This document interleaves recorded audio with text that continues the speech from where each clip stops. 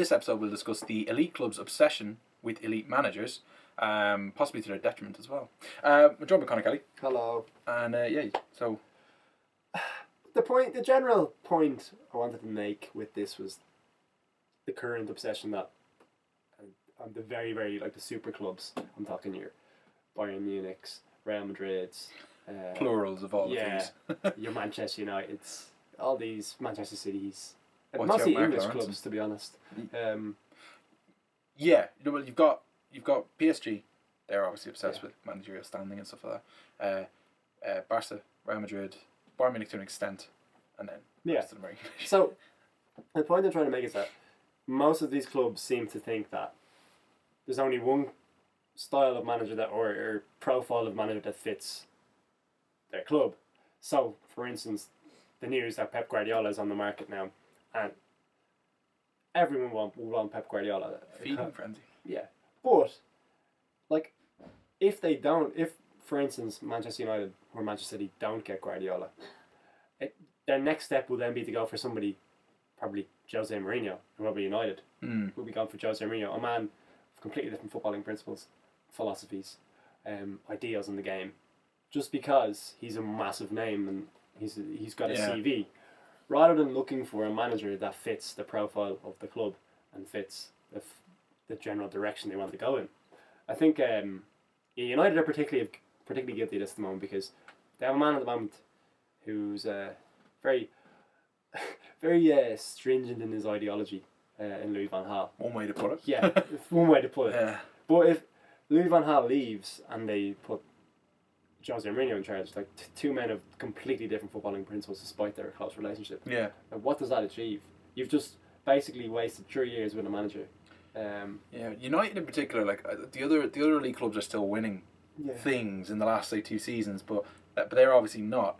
They seem to be behaving like a business, like a brand rather than a football club. Ken Early wrote a fantastic piece. Ken Early wrote a fantastic piece in the Irish Times about this a few weeks ago. That Jose Mourinho, the potential move of Jose Mourinho to Manchester United makes no sense. Makes no sense in the footballing sense. But then again, Manchester United aren't really a football club anymore. No. They're an entertainment package. They're not. A business. I actually seen an interesting tweet. It was a United fan tweeting about someone was giving out about the FA Cup performance at the last weekend, which was obviously boring as hell. Saying that this is what we seen back coming in 2006. Like that's why they protested. It's kind of it's a bit neat to tie them together, but it does things were moving in that general direction. Still supported Fergie despite his close relationship with the American owners, who supposedly despised, despite him repeatedly coming out and defending their actions.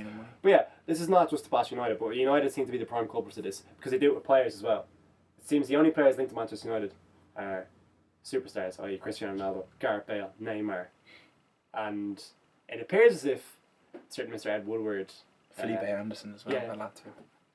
Mr. Ed Woodward deliberately pops these names into the media conversation just so it appears that Manchester United still have the clout to sign these players. Yeah. And that they're appeasing their investors. Chest thumping thing. It's still an alpha male type. Yeah, thing. It is. Yeah. It's the Matthew McConaughey scene in Wolf of Wall Street. Yes. Yeah. Yes, that's Ed Woodward. Yeah.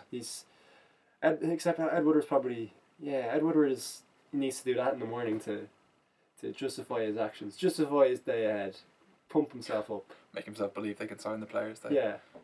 Tell himself that the shareholders will be happy. Yeah. It doesn't matter what happens on the pitch once the shareholders are happy and the sponsorship deals are coming through. But you were upset that the clubs aren't maybe bringing through coaches from teams below them, which I suppose used to be the way it was done. Yeah. Well, I'm not going to complain about Bayern Munich hiring Carlo Ancelotti because Carlo Ancelotti, at the time, was the best manager in world football out of the job. Yeah, absolutely. Yeah. The most coveted manager.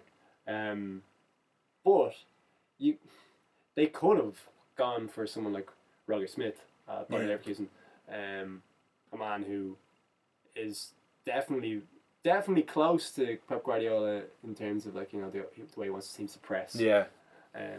And he seems to have great ideas in the game, and he's definitely a guy who is on the precipice of being a top level Yeah. coach, a really elite coach. The requirement now seems to be, if you want to get into this club or Yeah. this carousel of managers, is that you have to do something extraordinary with a team that aren't noted for it, or Yeah. at least like you look at Simeone. Yeah, Klopp is the other Yeah. one. The two of them have won leagues where if you say it to certain football fans, they'll tell you they're not worth anything, or they're easily won, but they increase your standard. It's the Champions League, really. Yeah. You look at Get into a final. Simeone. Yeah. Yes, exactly. That is exactly it. We'll get you into that clique or that club. Yeah. So like, I mean, you could have like, maybe that's what it would take for a Smith or a Thomas Tuchel to come into this conversation, but clubs like Chelsea are the primary examples as well, because Chelsea's last two managerial appointments, I know Gus Hiddink is only until the summer, but Chelsea's last two managerial appointments have been repeat appointments. So they've rehired Mourinho, they've rehired Hiddink. There was talk they wanted to rehire Carlo Ancelotti. So they're going through the same, list of managers all over again. Yeah, there's no risks. Rather than looking outside. And I think that's just a conservatism bred from the money that's in football at the top level now, particularly in the Premier League, because this happens at the lower end in the Premier League as well, where teams are unwilling to take risks because of the money involved. Yeah. So but they'll sack managers willy-nilly, but they'll always go for the safe pair of hands. At least the Tony Pulises and the Sam Allardyces of this world. At least now it's not as big a clutch of managers that are getting into that repeat circle, because most of them are retired, or just are unhireable now. So obviously you used to have Harry Redknapp moving around, Neil Warnock, who's now hilariously linked with the director of football role at QPR, which I just pray happens. It's not related to elite managers. It's as far from it as you could possibly get. But it would be so funny. Yeah. Anyway. Even like your Marcello Lippi's. Yes. Even like Gus Hiddink is only taking a Chelsea job on a part-time basis, but no other top club wants him anymore. Fabio Capello, isn't he? Fabio Capello. That they're at the stage. They're at the stage where they go to like the Middle East or China, and there's a consultancy role calling, isn't there? Or make a lot of money with a less taxing job. Yeah, it's sad really, because it's very very difficult for these managers. They literally, like I say, they literally have to perform the extraordinary to get in. Like we only found out today that Jorge Sampaoli has left the Chile job, and you're kind of like, who wants him? He's a top manager. Yeah, but it looks set to continue, but it won't break until. I suppose until they just pluck a manager out of the blue. That's really the only way it goes. The only exception to this rule, of course, is Portugal, that I can see. Yeah. Where they will pluck managers from relative obscurity and just give them a go. A little bit in Serie A. Doesn't always work. Yeah, to an extent, proven track records. Yeah.